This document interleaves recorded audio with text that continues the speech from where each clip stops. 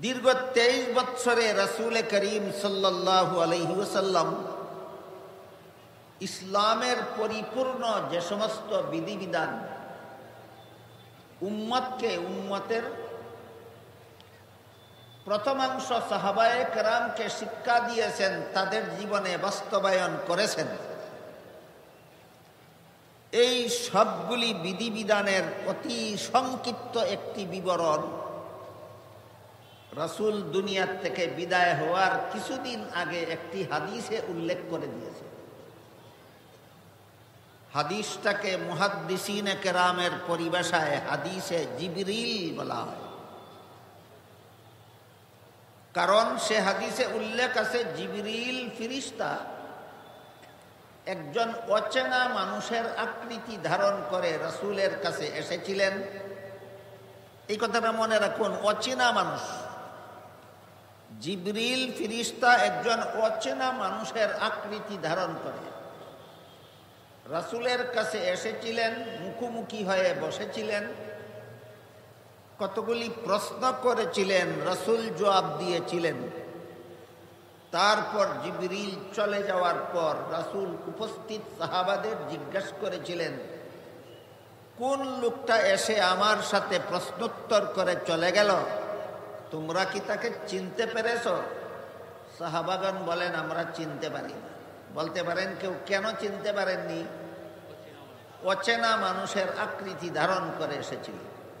তখন রাসূল বলেন, হাযা জিবরিলু আতাকুম ইউআল্লিমুকুম দীনাকুম। তিনি জিবরিল ফেরেশতা এসেছিলেন আমার সাথে প্রশ্নোত্তর করার মাধ্যমে তোমাদেরকে তোমাদের দ্বীন শিক্ষা দিয়েছেন।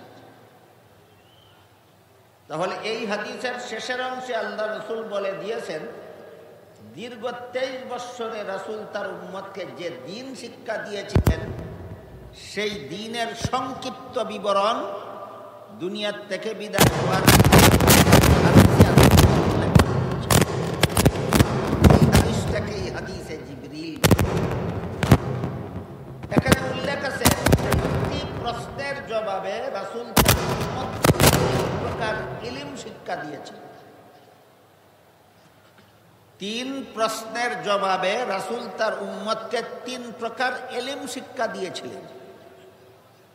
আজকাল অনেকে ইলম শব্দের আবিধানিক অর্থ করেন বিদ্যা। ইলম শব্দের আবিধানিক অর্থ বিদ্যা হতে পারে, ইসলামের পরিভাষায় ইলম অর্থ বিদ্যা নয়। ইসলামের পরিভাষায় রাসূলের শিক্ষা দেওয়া এই 3 প্রকার বিষয় হইল ইলম।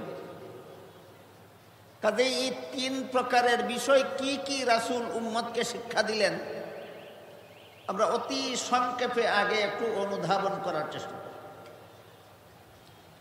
জিবরিল রাসূলকে এক প্রশ্ন করেছিলেন, মাল ঈমান, ঈমান কাকে বলে? জবাবে রাসূল করিম সাল্লাল্লাহু আলাইহি ওয়াসাল্লাম ঈমানের 6টি মূল কথা বলে দিলেন। ঈমানের মূল কথা 6টি।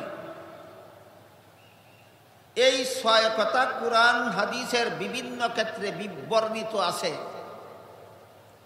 জনসাধারণ মুসলমানের পাওয়ার সুবিধার্থে আলেমগণ কুরআন হাদিসের বর্ণিত ঈমানের 6 কথা একটি কলেমার মধ্যে উল্লেখ করে দেওয়া হয়েছে। কলেমাটাকে ঈমানে মুফাসসাল বলা হয়।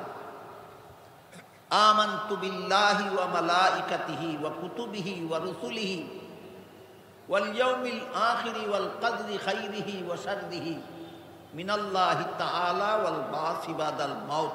এর মর্ম হলো, আমি আল্লাহর প্রতি বিশ্বাস স্থাপন করলাম, আল্লাহর ফেরেশতাগণের প্রতি বিশ্বাস স্থাপন করলাম, আমি আল্লাহর আসমানি কিতাব তথা কুরআনের প্রতি বিশ্বাস স্থাপন করলাম, আমি আল্লাহর প্রেরিত নবী রাসূলগণের প্রতি বিশ্বাস স্থাপন করলাম, আমি আল্লাহর নির্ধারিত তকদীরের প্রতি বিশ্বাস স্থাপন করলাম, আর আমি পরকালের চিরস্থায়ী জীবনে বিশ্বাসী হলাম। এই 6 কথা।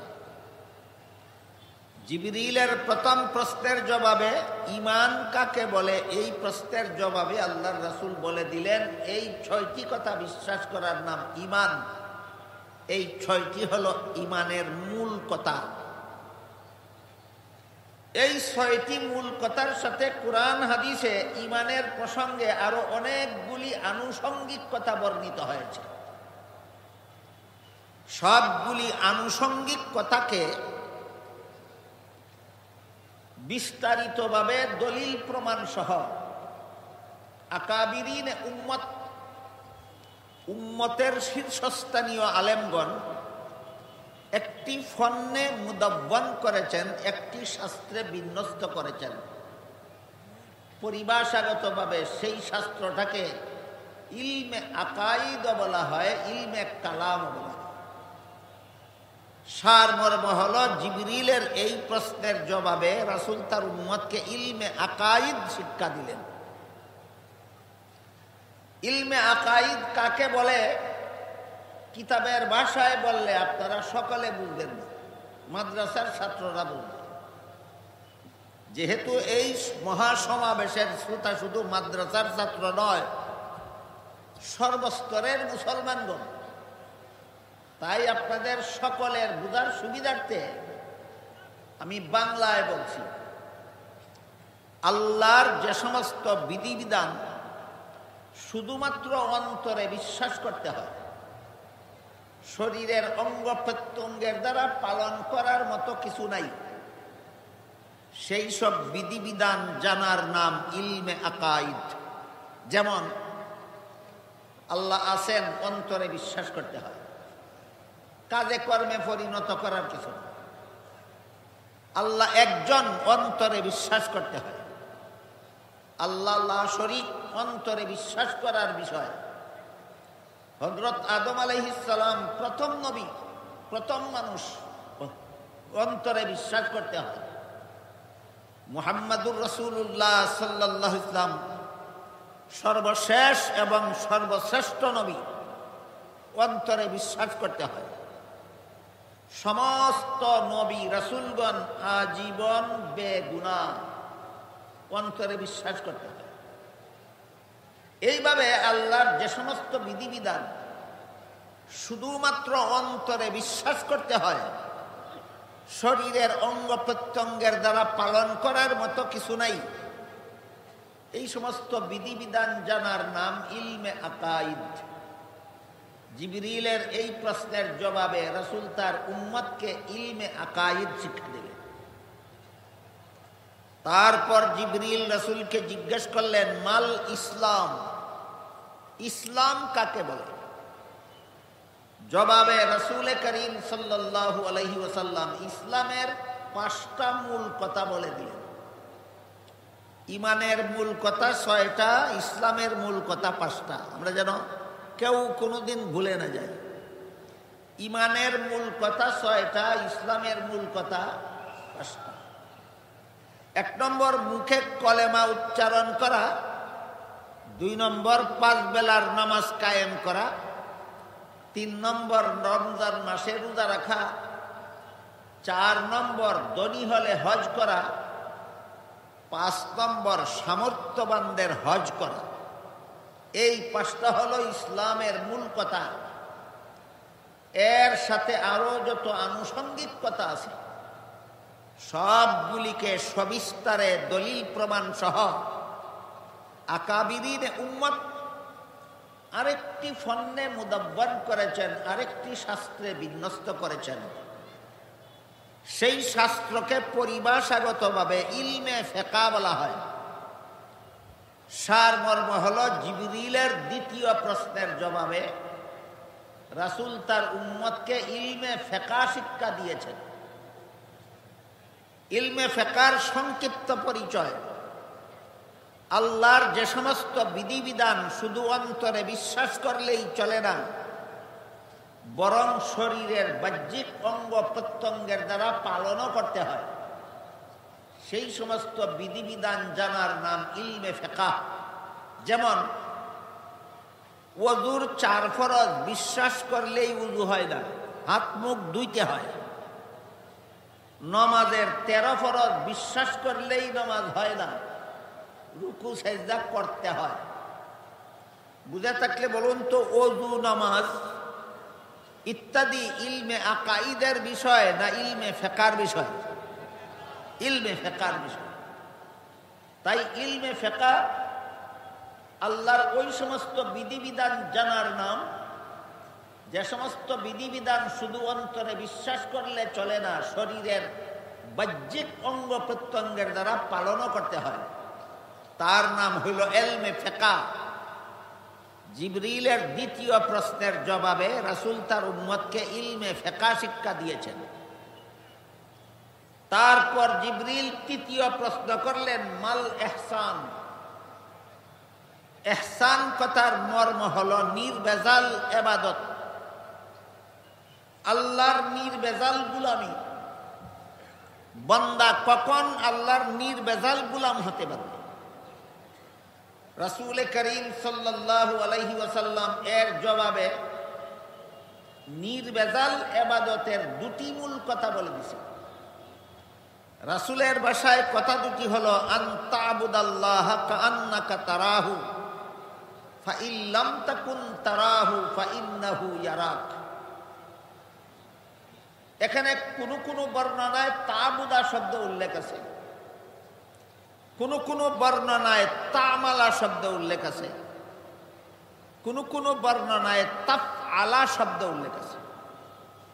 সবগুলির মর্ম হলো আল্লাহর নির্ভেজাল ইবাদতের মূল কথা দুইটা। একটা হলো আল্লাহ সদা সর্বদা তোমার সামনে আছেন, আর একটা হলো তুমি সদা সর্বদা আল্লাহর সামনে আছো। দেখুন তো, আমরা সবাই এই দুটি কথা বিশ্বাস করি কিনা? আল্লাহ সর্বদা আমার সামনে আছেন, আমিও সর্বদা আল্লাহর সামনে আছি। এক আয়াতে আল্লাহ বলেন, কুল্লিল্লাহিল মাশরিকু ওয়াল মাগরিব ফাআইনামা তুওয়াল্লু ফাসাম্মা ওয়াজহুল্লাহ। অর্থাৎ হে রাসূল করিম সাল্লাল্লাহু আলাইহি ওয়াসাল্লাম, আপনি বলে দিন, পূর্ব পশ্চিম উত্তর দক্ষিণ নির্বিশেষে সব দিকেই আল্লাহ আছেন। তুমি যেদিকেই ফিরো না কেন সেদিকেই আল্লাহ আছেন। বুঝে থাকতে বলুন তো, আপনারা যেদিকেই ফিরবেন সেদিকেই আল্লাহ আছেন কিনা? না কোনো দিকে আল্লাহ নাই? সব দিকেই আল্লাহ আছেন। কাজে আল্লাহ সদা সর্বদা আমার সামনে আছেন, নির্ভেজাল ইবাদতের একটা মূল কথা। আর একটা মূল কথা হলো আমিও সদা সর্বদা আল্লাহর সামনে আছি। কিন্তু এই দুই কথার মধ্যে সামান্য একটু পার্থক্য আছে। সেটা হলো, আল্লাহ যে আমার সামনে আছেন আমি কোনোদিন দেখি না। না দেখার কারণ, দুনিয়ার জীবনে মানুষের চর্মচোখে আল্লাহকে দেখার মতো যতটুকু পাওয়ারের দরকার, ততটুকু পাওয়ার আল্লাহ দুনিয়ার জীবনে কোনো মানুষের চোখে দেন না। দিলে অবশ্যই দুনিয়ার জীবনেই মানুষ আল্লাহকে চর্মচোখে দেখতে পারত, কিন্তু তখন তার ঈমানটাই গ্রহণযোগ্য হতো না। আল্লাহকে দেখে ঈমান আনলে ঈমান কবুল হয় না, আল্লাহকে না দেখে ঈমান আনলে ঈমান কবুল হয়। তাই আল্লাহ দুনিয়াতে আমাদের চোখে আল্লাহকে দেখার মতো পাওয়ার দেন না। এই জন্য পাওয়ারের অভাবে আমি আল্লাহকে দেখি না। বুঝে থাকতে বলুন তো, দুনিয়ার জীবনে আল্লাহকে দেখার মতো পাওয়ার আমার চোখে না দিয়ে আল্লাহ কি আমাকে বঞ্চিত করলেন, না ঈমান কবুল হওয়ার ব্যবস্থা করলেন? এই কথাটাও জরুরি ভিত্তিতে সব মুসলমানের জানা এবং বিশ্বাস করা দরকার। কিন্তু বিভিন্ন আয়াতে এবং হাদিসে উল্লেখ আছে, পরকালে আল্লাহ মুমিন বান্দাদের চোখে আল্লাহকে দেখার মতো পাওয়ার দিবেন। পরকালে মুমিন বান্দারা আল্লাহকে পূর্ণিমার চন্দ্রের চেয়েও আরো বেশি পরিষ্কারভাবে আল্লাহকে দেখতে পাবে। তাহলে দুনিয়াতে আমরা আল্লাহকে দেখি না কেন? দেখার মতো পাওয়ার নাই, দৃষ্টিশক্তির অভাব। এজন্য সর্বদা আল্লাহ আমার সাথে থাকা, সামনে থাকা সত্ত্বেও আমি আল্লাহকে দেখি না। এবার বলুন, আল্লাহরও কি দেখার গুণে কিছু অভাব আছে? নাই। কাজে আমি যে সর্বদা আল্লাহর সামনে আছি আল্লাহ কিন্তু সর্বদাই আমাকে দেখেন।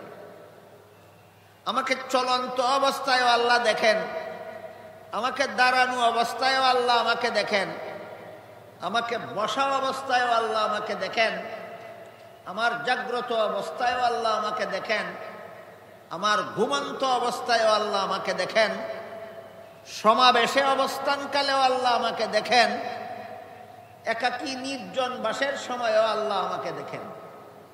আল্লাহ সর্বাবস্থায় আমাকে দেখেন, যেহেতু আমি আল্লাহর সামনে আছি। আল্লাহ আমার সামনে আছেন, কিন্তু আমার দৃষ্টিশক্তির অভাবে আমি আল্লাহকে দেখি না।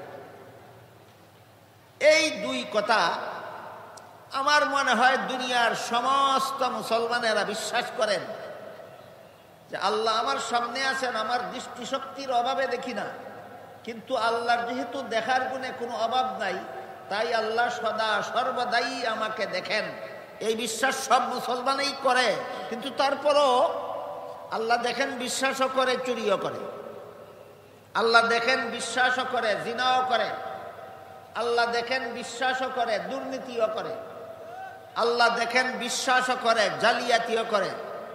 আল্লাহ দেখেন, বিশ্বাসও করে, সুদও খায়, ঘুষও খায়, মদও খায়, গাঁজাও খায়। বলুন, তুমি যদি বিশ্বাসই করো আল্লাহ দেখেন, তাহলে চুরি করো কোন সাহসে? তুমি যদি বিশ্বাস করো তোমাকে তোমার আল্লাহ দেখছেন, জিনা করো কোন সাহসে? সুদ খাও কোন সাহসে? দুর্নীতি করো কোন সাহসে? এর একমাত্র কারণ আল্লাহ আমাকে দেখেন। এই বিশ্বাস আমাদের ঘুমন্ত থাকে, ঘুমন্ত। বুঝে থাকলে বলুন, বিশ্বাস যারা অপকর্ম করে, হারাম কাজ করে, এরা আল্লাহ দেখেন বিশ্বাস এদের জাগ্রত না ঘুমন্ত? যতক্ষণ পর্যন্ত এই বিশ্বাস তোমার ঘুমন্ত থাকবে, ততক্ষণ পর্যন্ত তোমার ইমানও নির্ভেজাল হবে না, আমলও নির্ভেজাল হবে না। ইমানেও থাকবে ভেজাল, আমলেও থাকবে ভেজাল। এই বিশ্বাস যখন অন্তরে জাগ্রত হয়ে যাবে, তখন ইমানও হয়ে যাবে নির্ভেজাল, আমলও হয়ে যাবে নির্ভেজাল। এর একটি উদাহরণ দিচ্ছি। হযরত ইউসুফ আলাইহিস সালামের সাথে জিনা ব্যভিচার করার জন্য জুলাইখা একটি নিরিবিলি কামরায়, খাস কামরায় নিয়ে গেছিল। যেই কামরা রাজকীয়ভাবে সুসজ্জিত ছিল, যেই কামরায় ইউসুফ আর জুলাইখা ছাড়া দুনিয়ার কোনো মানুষ ছিল না। ইউসুফ আলাইহিস সালাম সেই কামরায় প্রবেশ করে দেখলেন, কামরার এক পাশে জুলাইখা পর্দা দ্বারা কোনো একটা কিছু ঢেকে রেখেছে। ইউসুফ আলাইহিস সালাম জুলাইখাকে জিজ্ঞাসা করলেন, কামরার এক পাশে পর্দা দ্বারা তুমি কি ঢেকে রেখেছ? জুলাইখা বলে, আমি যেই মূর্তিটার পূজা করি সেই মূর্তিটা ঢেকে রেখেছি। ইউসুফ আলাইহিস সালাম জিজ্ঞাসা করলেন, তুমি তো এটার পূজাই করো, ঢেকে রাখলে কেন? জুলাইখা বলে, আমি এখন তোমার সাথে জিনা করব, কাজেই মূর্তিটার সামনে জিনা করতে আমার লজ্জা হয়, এই জন্য মূর্তিটাকে ঢেকে রেখেছি। ইউসুফ আলাইহিস সালাম জিজ্ঞাসা করলেন, তোমার মূর্তির সামনে আমার সাথে জিনা করতে তোমার লজ্জা হয় কেন? মূর্তি কি দেখে? জুলাইখা বলে, না, দেখে না। তখন ইউসুফ আলাইহিস সালাম বললেন, এটাকে ঢেকে রাখলে যেমন দেখে না, সামনে করলে অত দেখে না, তাহলে ডাকার দরকার কি ছিল? জুলাইখা বলে, যদিও আমার পূজার মূর্তি দেখে না, কিন্তু যে কারিগর মূর্তিটা নির্মাণ করেছে, সে মূর্তির চোখের মধ্যে দেখার ভঙ্গি দিয়া নির্মাণ করেছে। চোখের মধ্যে দেখার ভঙ্গি আছে, ভঙ্গিটার কারণেই আমার লজ্জা হয়। তখন ইউসুফ আলাইহিস সালাম বললেন, তোমার পূজার মূর্তি চোখের মধ্যে দেখার ভঙ্গি আছে, আসলে দেখে না, তারপরও যদি এর সামনে আমার সাথে জিনা করতে তোমার লজ্জা হয়, তাহলে আমার আল্লাহ যে আসলেই দেখে, সেই আল্লাহর সামনে কোন সাহসে আমি তোমার সাথে জিনা করতে পারি? ঘটনা বুঝে থাকলে বলুন, আল্লাহ আমাকে দেখেন, এই বিশ্বাস হযরত ইউসুফ আলাইহিস সালামের অন্তরে ঘুমন্ত ছিল। আমি কি আপনাদের বুঝাতে পারলাম? আল্লাহ আমাকে সর্বাবস্থায় দেখেন, এই বিশ্বাস ঘুমন্ত থাকলে কি হয়, আর জাগ্রত থাকলে কি হয়? ঘুমন্ত থাকলে ইমানেও ভেজাল হয়, আমলেও ভেজাল হয়। জাগ্রত থাকলে ইমানও হয় নির্ভেজাল, আমলও হয় নির্ভেজাল। তো জিবরিল যখন জিজ্ঞেস করলেন নির্ভেজাল ইবাদত কোনটা, রাসূল নির্ভেজাল ইবাদতের দুইটা মূল কথা বলে দিলেন। এই দুইটা মূল কথার সাথে আরো যত আনুষঙ্গিক কথা কুরআন হাদিসে বর্ণিত হয়েছে সবগুলিকে সবিস্তারে দলিল প্রমাণ সহ আকাবিরিনে উম্মত আরেকটি শাস্ত্রে বিন্যস্ত করেছেন। মাদ্রাসার ছাত্রদের ভাষায় আরেকটি ফন্নে মুদাব্বান করেছেন। শাস্ত্রটাকে পরিভাষাগতভাবে ইলমে তাজকিয়াও বলা হয়, ইলমে তাসাউফও বলা হয়। সারমর্ম হল জিবরিলের তৃতীয় প্রশ্নের জবাবে রাসূল তার উম্মতকে ইলমে তাজকিয়া শিক্ষা দিয়েছেন। ইলমে তাজকিয়ার সংক্ষিপ্ত পরিচয়, আল্লাহর যে সমস্ত বিধান শুধু অন্তরে বিশ্বাস করলেও চলে না, শরীরের বাহ্যিক অঙ্গের দ্বারা পালন করা যায় না, বরং বিশ্বাসও করতে হয় অন্তরের দ্বারা, পালনও করতে হয় অন্তরের দ্বারা। এই সমস্ত বিধিবিধান জানার নাম ইলমে তাজকিয়া। তাই জিবরিলের 3 প্রশ্নের জবাবে রাসূল তার উম্মতকে 3 প্রকার ইলম শিক্ষা দিয়েছেন। প্রথম প্রকার ইলমের নাম ইলমে আকাইদ, দ্বিতীয় প্রকার ইলমের নাম ইলমে ফিকহ, তৃতীয় প্রকার ইলমের নাম ইলমে তাজকিয়া। অন্তত মাদ্রাসার ছাত্ররা এই 3টি কথা জীবন ভর মনে রাখো। জিবরিলের 3 প্রশ্নের জবাবে রাসূল তার উম্মতকে 3 প্রকার ইলম শিক্ষা দিলেন। প্রথম ইলমের নাম ইলমে আকাইদ, দ্বিতীয় ইলমের নাম ইলমে ফিকহ, তৃতীয় ইলমের নাম ইলমে তাজকিয়া। এই 3টা ইলম শিক্ষা দেওয়ার পর জিবরিল চলে যাওয়ার পর রাসূল বলে দিলেন ইউআল্লিমুকুম দীনাকুম, এই 3 ইলমের নাম তোমাদের দ্বীন। ইলমে আকাইদের নাম আমার দ্বীন, ইলমে ফিকহর নাম আমার দ্বীন, ইলমে তাজকিয়ার নাম আমার দ্বীন। আল ইয়াউমা আকমালতু লাকুম দীনাকুম আয়াতে যে বলা হয়েছিল ইসলামের বিধিবিধানকে আল্লাহ পরিপূর্ণ করে দিয়েছেন, হাদিসে জিবরিলে রাসূল বলে দিয়েছেন ইসলামের বিধিবিধান, যাবতীয় বিধিবিধান এই 3 প্রকার ইলমের মধ্যে বিদ্যমান। ইসলামের যাবতীয় বিধিবিধান কত প্রকার ইলমের মধ্যে বিদ্যমান? 3 প্রকার ইলমের মধ্যে বিদ্যমান। কাজেই কেউ যদি ইলমে আকাইদের কোনো বিষয় মানে না, সেও দ্বীন মানে না। কেউ যদি ইলমে ফিকহর কোনো বিষয় মানে না, সেও দ্বীন মানে না। কেউ যদি ইলমে তাজকিয়ার কোনো বিষয় মানে না, সেও দ্বীন মানে না। এভাবে যারা কোনো না কোনো ইলমের বিষয় মানে না, দ্বীন মানে না, এরা যদি বলে আসো সব মুসলমান ঐক্যবদ্ধ হয়ে যায়, বর্তমান সমাজে ঐক্যবদ্ধ হওয়ার দাওয়াতের একটা জোয়ার এসেছে। আসো সব মুসলমান ঐক্যবদ্ধ হয়ে যায়। কিসেতে ঐক্যবদ্ধ? প্ল্যাটফর্মের নাম বলে না। কোন ঠিকানায় গিয়ে সব মুসলমান ঐক্যবদ্ধ হবে নাম বলে না। শুধু কোরআনের একটি আয়াতের দ্বারা দলিল পেশ করে, সেই আয়াতটাও বলি শুনুন। আল্লাহ কোরআনের একটি আয়াতে বলেছেন ওয়াতাসিমু বিহাবলিল্লাহি জামিআন ওয়া লা তাফাররাকু। এর অর্থ হলো হে মুমিন মুসলমানেরা, তোমরা শক্তভাবে আল্লাহর রশ্মিকে ধারণ করার মাধ্যমে ঐক্যবদ্ধ হও।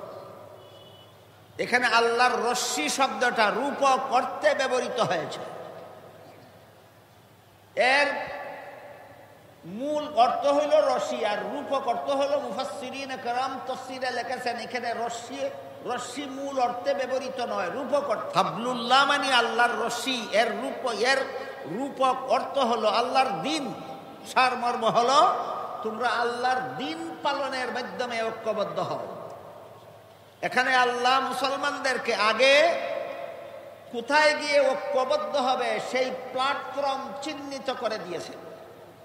কোন ঠিকানায় গিয়ে মুসলমান ঐক্যবদ্ধ হবে সেই ঠিকানাটা আল্লাহকে পরিষ্কার করে দিয়েছেন। শক্তভাবে আল্লাহর দিন পালনের মাধ্যমে ঐক্যবদ্ধ হবে। বুঝে থাকলে বলুন, ঐক্যবদ্ধ হওয়ার নির্দেশ আগে দিয়েছেন না ঐক্যবদ্ধ হওয়ার ঠিকানা আগে বলেছেন? মজার ব্যাপার হলো, আজকাল যারা ঐক্যবদ্ধ হওয়ার দাওয়াত দেয় শুধু ঐক্যবদ্ধ হওয়ার কথা বলে, ঠিকানা বলেই না।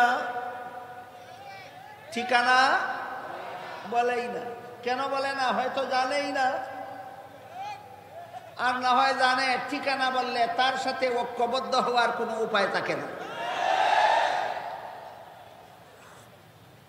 এই জন্য এদের এই সস্তা দাওয়াতে আপনারা যেন কেউ প্রতারিত না হন।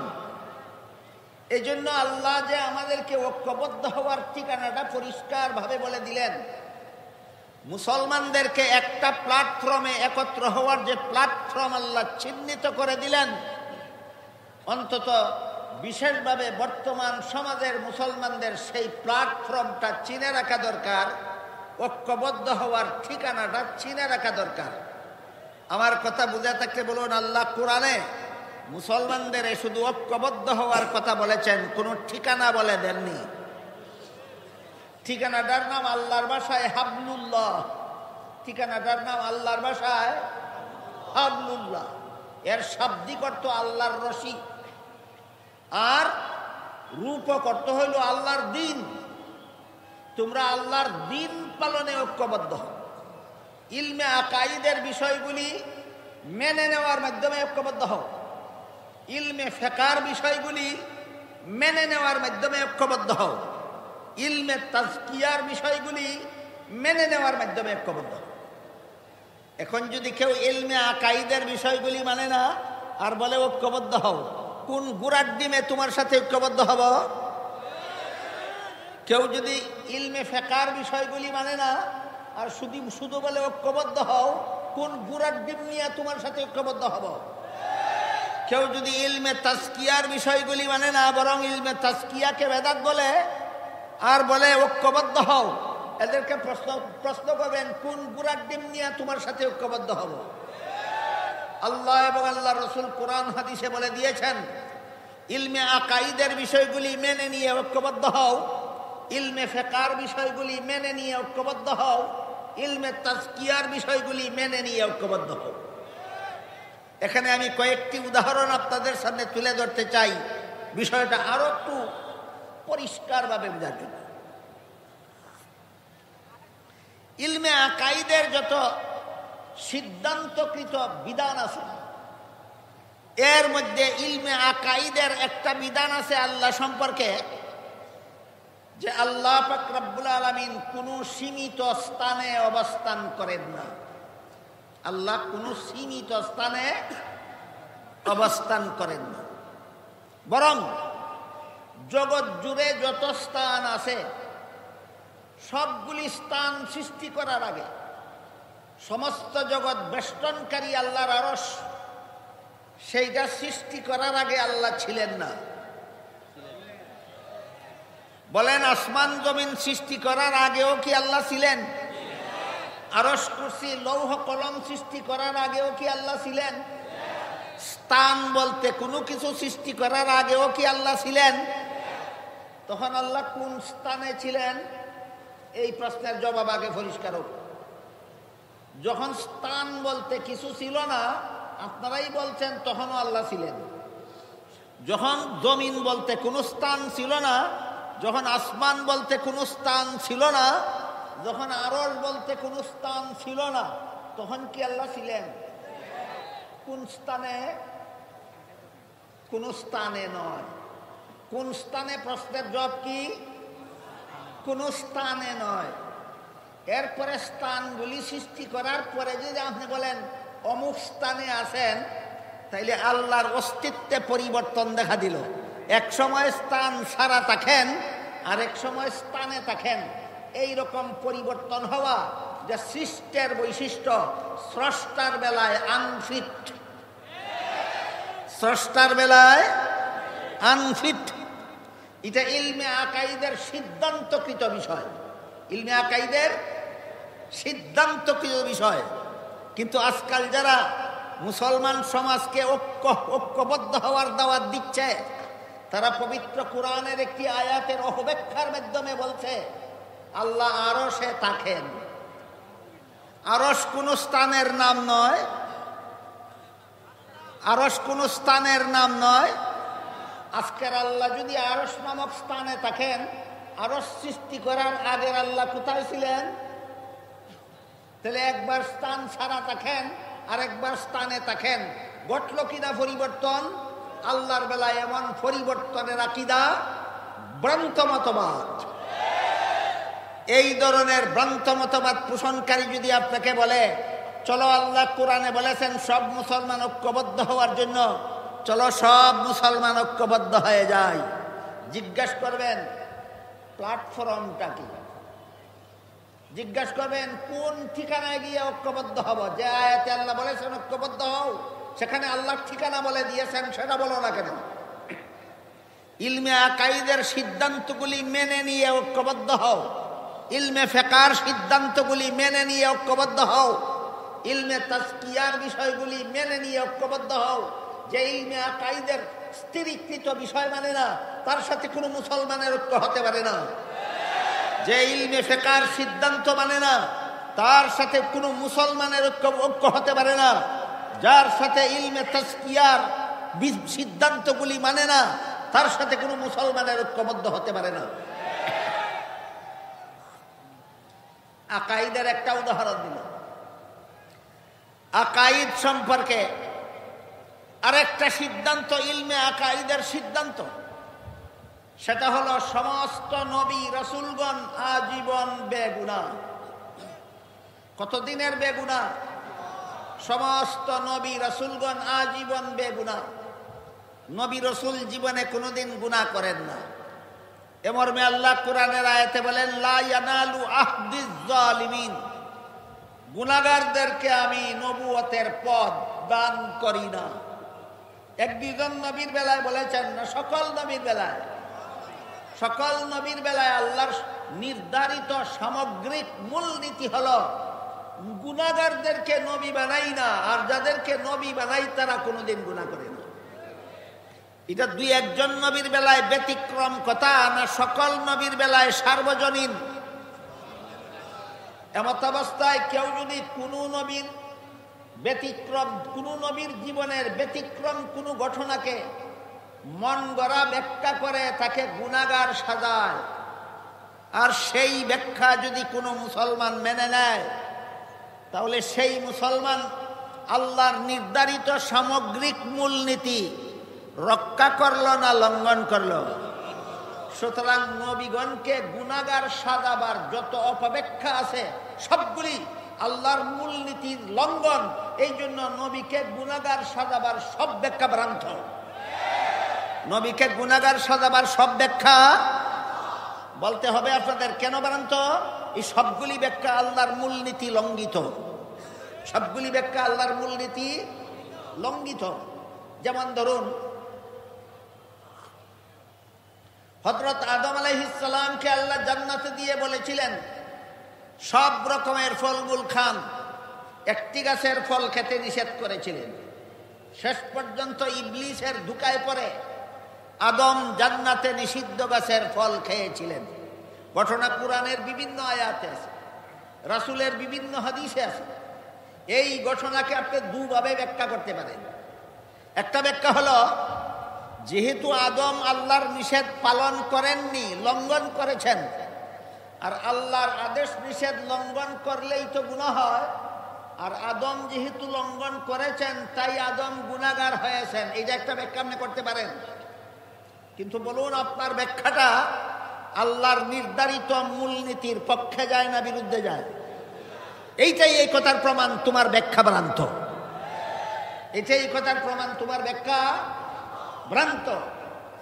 এইরকম ব্যাখ্যা আজকাল মুসলমান সমাজের অনেক স্বঘোষিত শিক্ষিত পণ্ডিতরাও করে থাকে।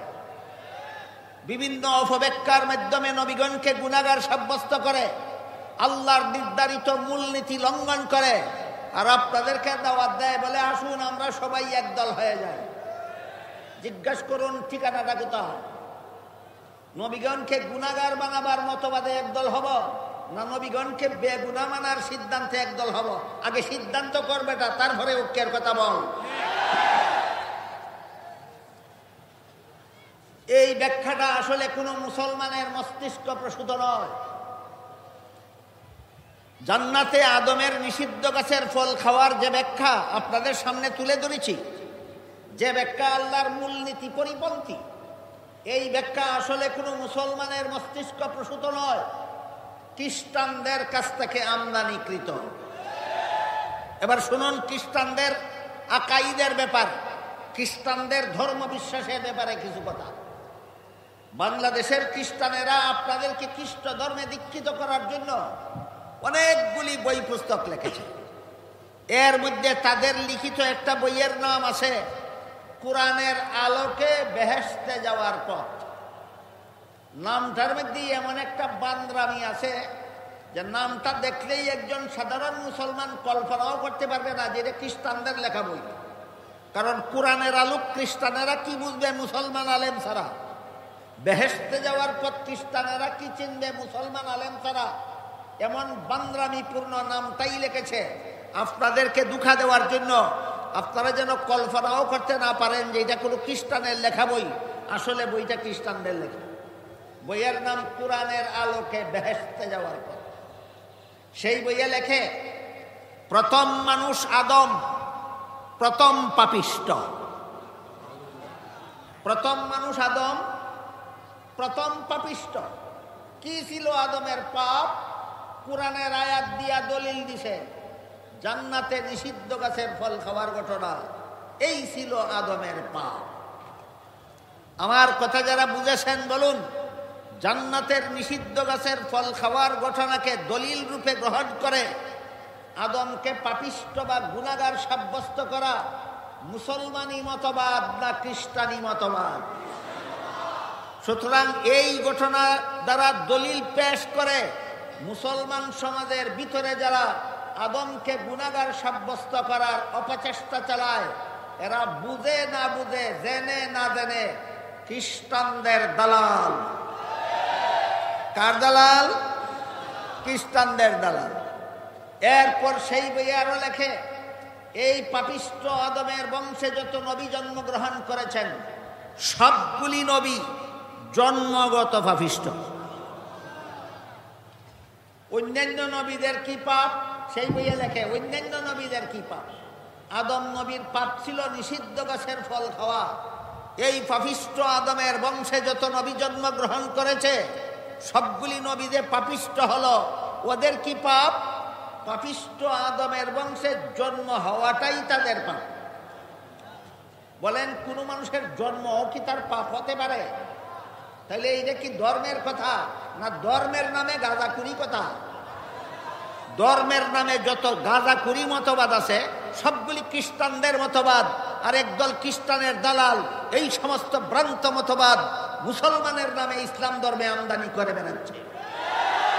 এরাই আপনাদেরকে সস্তা বলিয়া উড়াচ্ছে কোরআনের আয়াতের অপব্যাখ্যার মাধ্যমে। আসো সব মুসলমান একদল হয়ে যায়। জিজ্ঞাসা করব, ইসলামী মতবাদে বিশ্বাসী হয়ে একদল হব না খ্রিস্টানি মতবাদে বিশ্বাসী হয়ে একদল হব? আমার কথা হলো, মুসলমান থাকলে আমরা সবাই ইসলামী মতবাদে একদল হব।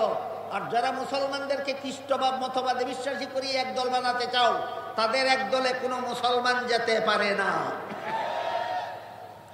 সেই বইয়ে আরো লেখে যেহেতু আদমের বংশে পাপিষ্ট আদমের বংশে জন্মগ্রহণকারী সমস্ত নবীরা জন্মগত পাপিষ্ট, তাই আল্লাহ পাক রব্বুল আলামিন একজন নবীকে নিষ্পাপ জন্ম দেওয়ার জন্য আর পাপিষ্ট আদমের বংশে জন্ম না দিয়ে স্বয়ং আল্লাহর ঔরসে জন্ম দিলেন। ইনি হলেন হযরত ঈসা আলাইহিস সালাম। একমাত্র নবী ঈসা আলাইহিস সালাম আল্লাহর ঔরসে জন্মগ্রহণ করার কারণে তিনি ছিলেন নিষ্পাপ। আরো লেখে এই নিষ্পাপ নবী ঈসা পাপিষ্ট আদমের বংশে জন্ম না হয়ে আল্লাহর ঔরসে জন্ম হওয়ার কারণে এই নিষ্পাপ নবী দেখলেন দুনিয়ার কোনো মানুষ নিষ্পাপ নয়, দুনিয়ার সমস্ত মানুষ পাপিষ্ঠ, আদমের বংশ হওয়ার পাপে পাপিষ্ঠ। এই সমস্ত পাপিষ্ঠদেরকে যদি জাহান্নাম থেকে মুক্তি দিতে হয় তাহলে এদের পাপের একটা কাফফারা দেওয়া দরকার। তাই খুদার পুত্র যিশু খুদার কাছে আবেদন করলেন, হে আমার পিতা প্রভু, আমার শত্রুদেরকে সুযোগ করে দাও, শত্রুরা যেন আমাকে ফাঁসি কাস্তে ঝুলিয়ে হত্যা করে। এতে আমার যে কষ্টটুকু হবে, এই কষ্টের দ্বারা কিয়ামত পর্যন্ত যারা আমাকে তোমার পুত্র বলে বিশ্বাস করবে তাদের জীবনের সকল পাপের কাফফারা হয়ে যাবে। পিতা পুত্রের এই আবেদন মঞ্জুর করলেন। মঞ্জুর করে ইহুদি ধর্মের নেতাদের সুযোগ দিলেন যিশুকে শুলিতে চড়িয়ে হত্যা করার। এতে যিশুর যে কষ্ট হলো, এর বিনিময়ে কিয়ামত পর্যন্ত যত আদম সন্তান যিশুকে আল্লাহর পুত্র বিশ্বাস করবে তাদের জীবনের সকল পাপ এর কাফফারা হয়ে যাবে। বলেন, এইগুলি কি ধর্মের মতবাদ হতে পারে না? ধর্মের নামে গাঁজাখুরি। সুতরাং বর্তমান দুনিয়ার খ্রিস্টানদের যত মতবাদ, এইগুলি ধর্মের মতবাদ নয়, ধর্মের নামে গাঁজাখুরি মতবাদ। এই সমস্ত গাঁজাখুরি মতবাদের একটি হলো প্রথম মানুষ আদম প্রথম পাপিষ্ঠ। কি ছিল তার পাপ? জান্নাতে নিষিদ্ধ গাছের ফল খাওয়া ছিল তার পাপ। এতক্ষণের কথা যারা শুনেছেন বুঝেছেন, একটু দয়া করে বলুন, এটা কি মুসলমানি মতবাদ না খ্রিস্টানি মতবাদ? তাহলে জান্নাতে নিষিদ্ধ গাছের ফল খাওয়াকে আদমের পাপ আখ্যায়িত করা যা মুসলমানি আকিদা নয়, যা খ্রিস্টানি আকিদা। এখানে এসে আপনাদের মনে প্রশ্ন জাগা দরকার, তাহলে আদমের নিষিদ্ধ গাছের ফল খাওয়া এর ঘটনাকে মুসলমানি আকিদা মতো কোন ব্যাখ্যা করা যায়? এই ব্যাখ্যা আজ নতুন ভাবে আমার করতে হবে না। এই উম্মতে মুসলিমার মধ্যে ১৫০০ বছরের ইতিহাসে নির্ভরযোগ্য মুফাসসিরিনে কেরাম যত তাফসীরের কিতাব লিখেছেন, সমস্ত তাফসীরের কিতাবে উল্লেখ করে দিয়েছেন জান্নাতে আদমের নিষিদ্ধ গাছের ফল খাওয়ার বিশুদ্ধ ব্যাখ্যা হলো, কোনো মানুষের জীবনে কোনো কাজে সওয়াব হয় অথবা কোনো কাজে গুনাহ হয়, দুনিয়ার জীবনে জান্নাতি জীবনের কোনো কাজে সওয়াব নাই, গুনাহ নাই। এটা বিশুদ্ধ মতবাদ। আদমের নিষিদ্ধ গাছের ফল খাওয়ার সহি ব্যাখ্যা, জান্নাতে আদমের নিষিদ্ধ গাছের ফল খাওয়ার সহি ব্যাখ্যা ১৫০০ বছরের ইতিহাসে যত নির্ভরযোগ্য মুফাসসিরিনে কেরাম যত তাফসীরের কিতাব লিখেছেন, সবগুলি তাফসীরের কিতাবে উল্লেখ করে দিয়েছেন মানুষের কোনো কাজে সওয়াব হয়, কোনো কাজে গুনাহ হয়, জান্নাতি জীবনে নয়, দুনিয়ার জীবনে। জান্নাতি জীবনের কোনো কাজে সওয়াব নাই, গুনাহ নাই। এবার বলুন, আদম নিষিদ্ধ গাছের ফল খেয়েছিলেন কোন জীবনে? এর সাথে সওয়াবেরও কোনো সম্পর্ক নাই, গুনাহরও কোনো সম্পর্ক নাই। এই ব্যাখ্যাটা গ্রহণ করলে আল্লাহর নির্ধারিত মূলনীতি লঙ্ঘন হয় না রক্ষা হয়? এইটাই প্রমাণ ব্যাখ্যাটা সহি, এই কথাই প্রমাণ ব্যাখ্যা সহি। সুতরাং এইভাবে ভ্রান্ত ব্যাখ্যার মাধ্যমে, ভুল ব্যাখ্যার মাধ্যমে যারা বিভিন্ন নবীকে বিভিন্নভাবে গুনাহগার সাব্যস্ত করে, এরা যদি আপনাদেরকে বলে আল্লাহ কোরআনে বলেছেন সব মুসলমান ঐক্যবদ্ধ হও, তাদেরকে কি বলবেন? প্রথমেই বলবেন ঐক্যের ঠিকানা আল্লাহ কোরআনে বলেছেন কিনা বলো। যদি বলে বলেছেন, বলবেন ঠিকানাটা কি বলো? আল্লাহ কোরআনে বলেছেন আল্লাহর দ্বীন পালনের মাধ্যমে ঐক্যবদ্ধ হও। হাদিসে জিবরিলে রাসূল বলে দিয়েছেন ইলমে আকাইদের বিষয়গুলি আল্লাহর দ্বীন, ইলমে ফিকহের বিষয়গুলি আল্লাহর দ্বীন, ইলমে তাজকিয়ার বিষয়গুলি আল্লাহর দ্বীন। ইলমে আকাইদের বিষয়গুলি মেনে নিয়ে ঐক্যবদ্ধ হওয়ার কথা আল্লাহ কোরআনে বলেছেন। ইলমে ফিকহের বিষয়গুলি মেনে নিয়ে মুসলমানদেরকে ঐক্যবদ্ধ হওয়ার কথা আল্লাহ কোরআনে বলেছেন। ইলমে তাজকিয়ার বিষয়গুলি মেনে নিয়ে মুসলমানদের ঐক্যবদ্ধ হওয়ার কথা আল্লাহ বলেছেন। তুমি তো ইলমে আকাইদের বিষয় মানো না, তোমার সাথে কোনো দিনদারের ঐক্য হতে পারে না, বদ্দিনের ঐক্য হতে পারে। নবীগণের জীবনের বিভিন্ন ঘটনাকে এইভাবে অপব্যাখ্যার মাধ্যমে গুনাহগার সাব্যস্ত করার পায়তারা দীর্ঘদিন যাবৎ চলেছে। বাংলাদেশে বর্তমানে বিভিন্ন রাজনৈতিক অরাজনৈতিক দলও আছে, বিভিন্ন নামে বেনামে। এদের কেউ কারো দলের প্রতিষ্ঠাতা নেতা অপব্যাখ্যার মাধ্যমে বিভিন্ন নবীকে গুনাহগার সাব্যস্ত করে রেখেছে। সাম্প্রতিককালীন একজন তবলিগি জমাতের নেতাও সেই অপব্যাখ্যার আশ্রয়ে চলে গেছে। সেই তবলিগি জমাতের সেই স্বঘোষিত নেতা, তবলিগি জমাতের নিয়মতান্ত্রিক নেতা নয়, তবলিগি জমাতের সেই স্বঘোষিত নেতার নাম হলো মৌলানা সাদ সাহেব। মৌলানা সাদ সাহেব বলে, হযরত জাকারিয়া আলাইহিস সালাম আল্লাহর দরবারে শাস্তিযোগ্য অপরাধ করেছিলেন। শাস্তিযোগ্য অপরাধ মানে পাপ, গুনাহ। গুনাহ মানে শাস্তিযোগ্য অপরাধ, শাস্তিযোগ্য অপরাধ মানে গুনাহ। সাদ সাহেব বলে, হযরত জাকারিয়া আলাইহিস সালাম আল্লাহর দরবারে শাস্তিযোগ্য অপরাধ করেছিলেন।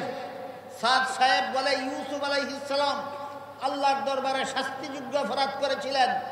সাদ সাহেব বলে, হযরত মুসা আলাইহিস সালাম আল্লাহর দরবারে শাস্তিযোগ্য অপরাধ করেছিলেন।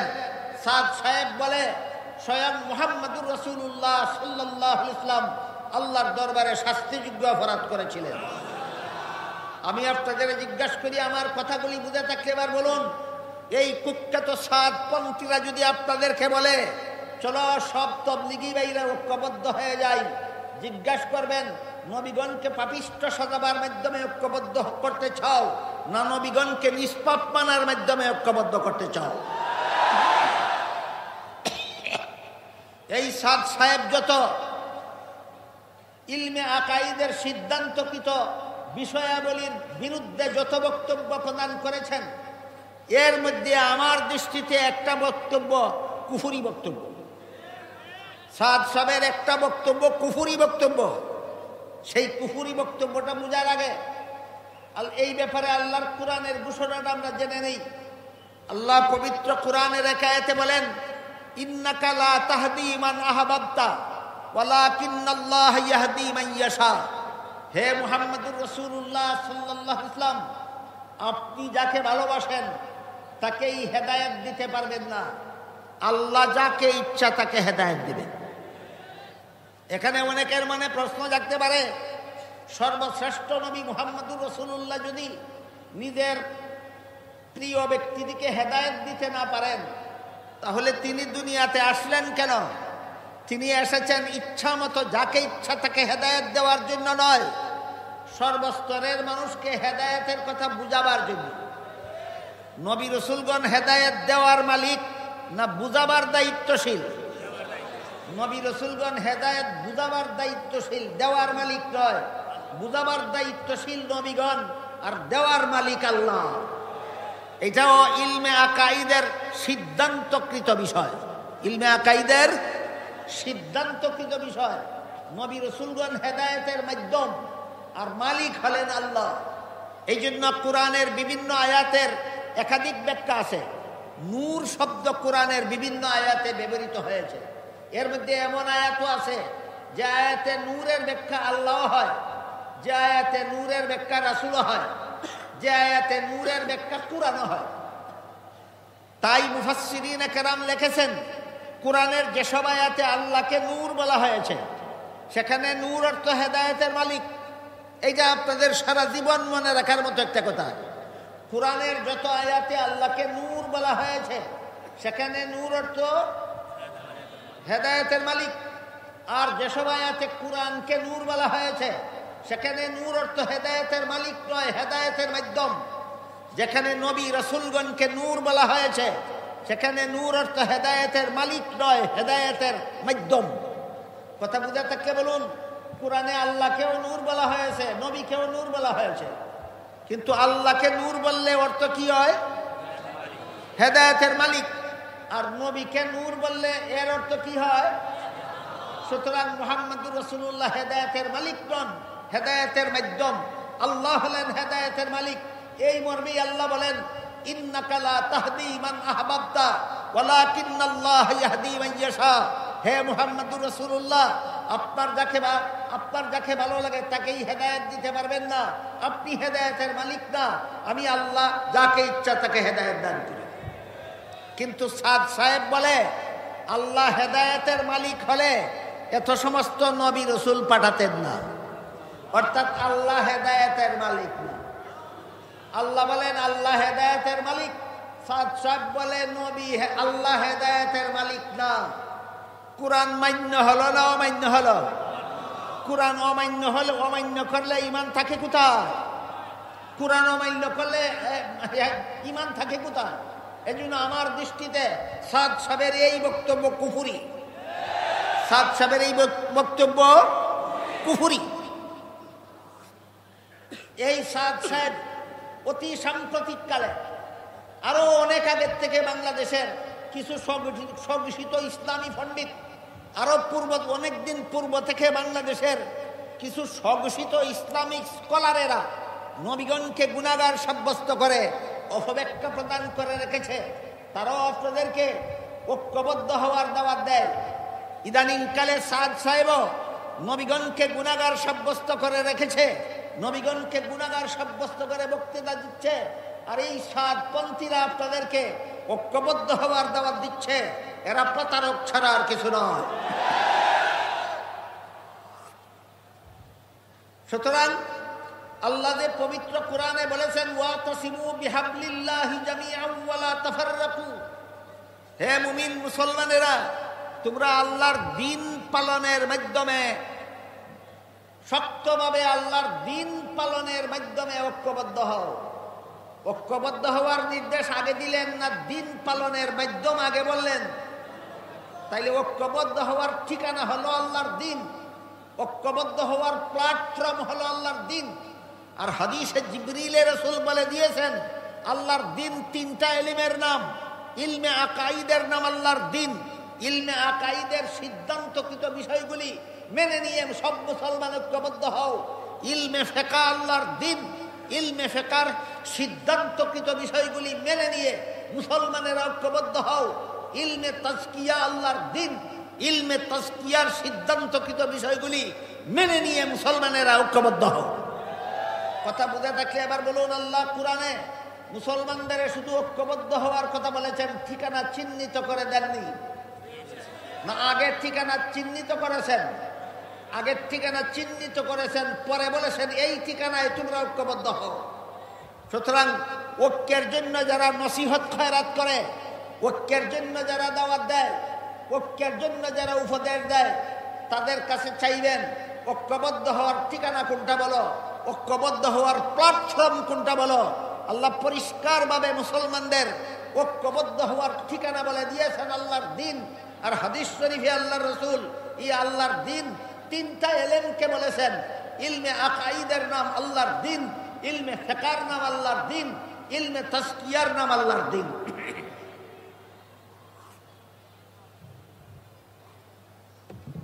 ইলমে আকাইদের আরেকটা সিদ্ধান্তকৃত বিষয়, সেটা হলো সাহাবায়ে কেরামের সমালোচনা করা হারাম। ইলমে আকাইদের একটা সিদ্ধান্তকৃত বিষয়, সাহাবায়ে কেরামের সমালোচনা করা হারাম। এ মর্মে হাদিস শরীফে রাসূল করিম সাল্লাল্লাহু আলাইহি ওয়াসাল্লাম বলেন, ইযা রাআইতুমুল্লাযীনা ইয়াসুব্বুনা আসহাবী ফাকুলু লানাতুল্লাহি আলা শাররিকুম। হে আমার উম্মত মুসলমানেরা, তোমরা যখন ওই সমস্ত লোকদের দেখতে পাবে যারা আমার সাহাবাদের সমালোচনা করে, ওদেরকে বলে দিও আমার সাহাবা সমালোচকদের উপর আল্লাহর লানত। সাহাবা সমালোচকদের উপর আল্লাহর লানত।